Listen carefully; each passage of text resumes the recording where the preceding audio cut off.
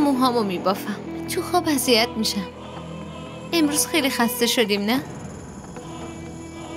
تو بگو با کی حرف میزدی؟ نمیدونم.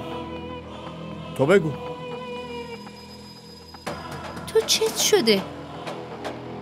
خودت غذا رو درست کردی؟ آره خودم درست کرده بودم. از رستوران سفارش میدی و بعد میگی غذای خودته؟ خجالت نمیکشی حنا؟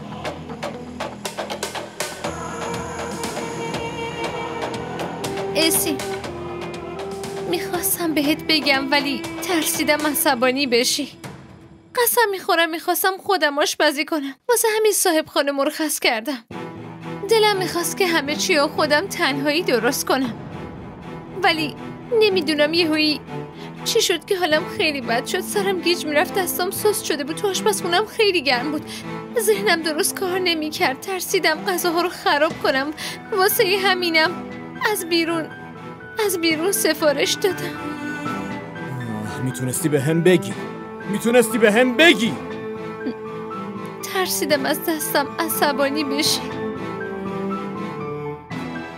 حنا تو منو خیلی ناامید کردی، درست مثل همیشه. اسی باور کن من عمدن همچین کاری نکردم.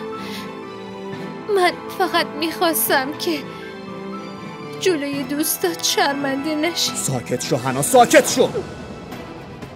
قبل از اینکه بیشتر از این عصبانی بشم ساکت شو، فقط ساکت شو.